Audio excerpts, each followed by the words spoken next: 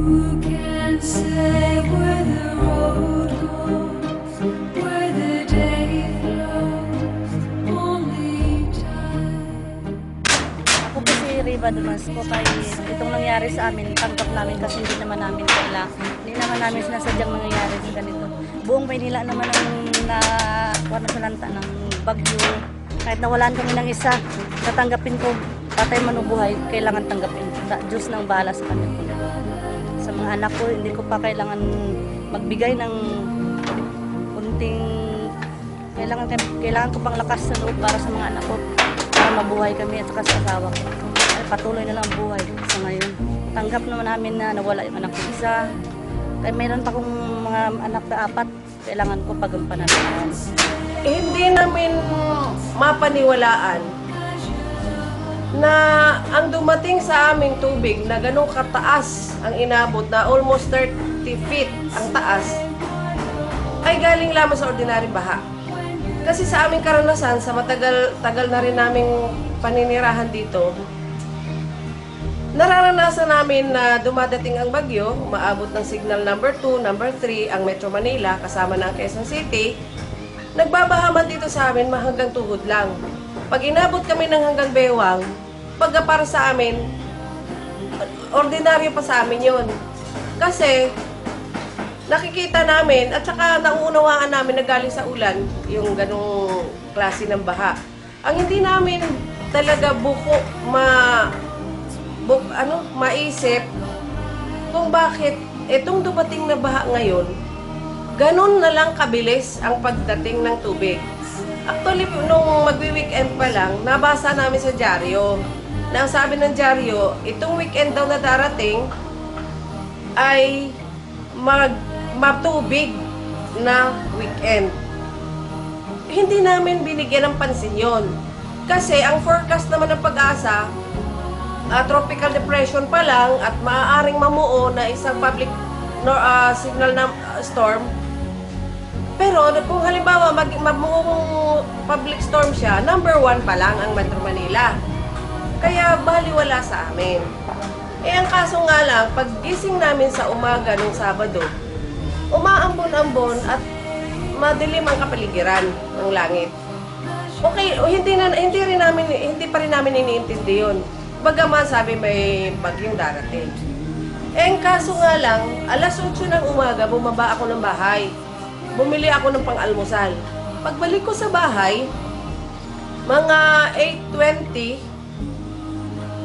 may nagpagbalita sa akin na, ate, ang Greenland, doon sa may unahan sa amin na samahan, ang tubig daw doon ay hanggang tuhod na. Past 8 pa lang yon.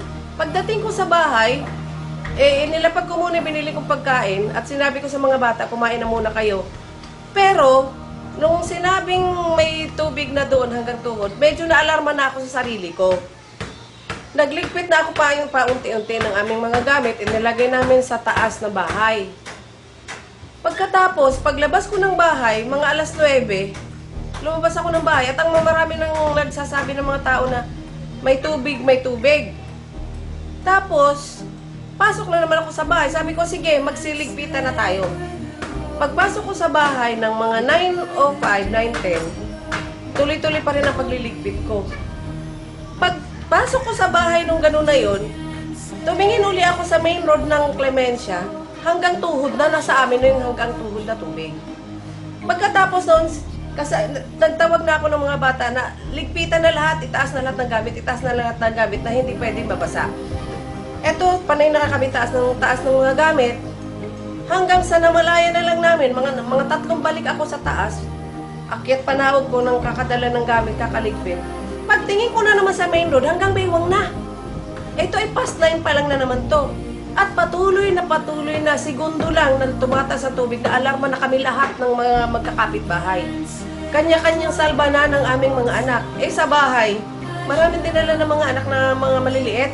Ang mga nanay, habang nagliligpit, ang mga bata, iniuna na at dinala sa bahay, sa mataas-taas na lugar.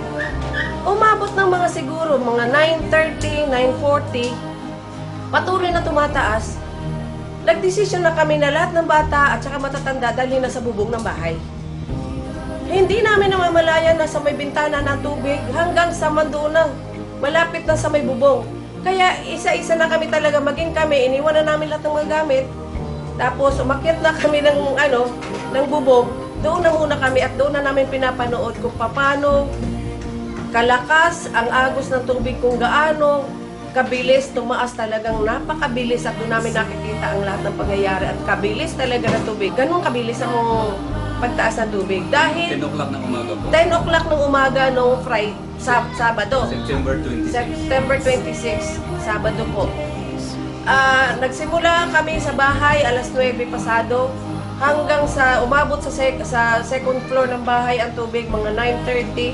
Tapos mga 10 o'clock kailangan lahat kami na ando na sa bubong ng bahay dahil ang tubig ganun nakataas, halos apaw na ang ibang bubong, yung mas mabababang bahay.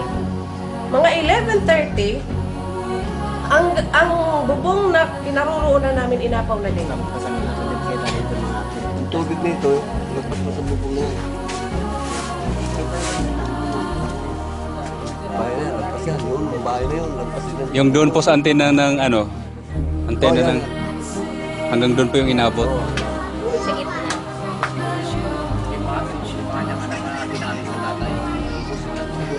Kasama yung tatay. Pinali niya mga anak na mga nagtatali-tali niya para hindi mo liwalay sila. Pero paano pa makakaling na sila kung Nirescue, nakatali? nung nirescue na nila, yakap-yakap na ng tatay yung puso na sa iyo. Pero patay na. Oo, hindi na nila matagal-tagal yung pagkayakap. 186 kayo. Saan tayo napunta yung mga iba? Ang iba, scattered kami. Basta kanya-kanyang punta sa iba't ibang mga matataas na bubong. Gamit ang lubid. Ang lubid ang malaking factor na nakapagligtas sa mga buhay namin. Na from then, 11:30, doon na kami inabot ng 2 o'clock ng madaling araw ng linggo, hanggang sa makababa kami ay 3 o'clock na ng madaling araw ng linggo. Yung Julius po, yun yung may pinakamataas. Oo, Julius Malagueño. May pinakamataas. Kanyang bahay yung amin napuntuhan. Hindi na namin ininda yung kalagayan namin. Ang upo namin ay corrugated yung yung yero. Doon kami nagstay ng almost 12 hours.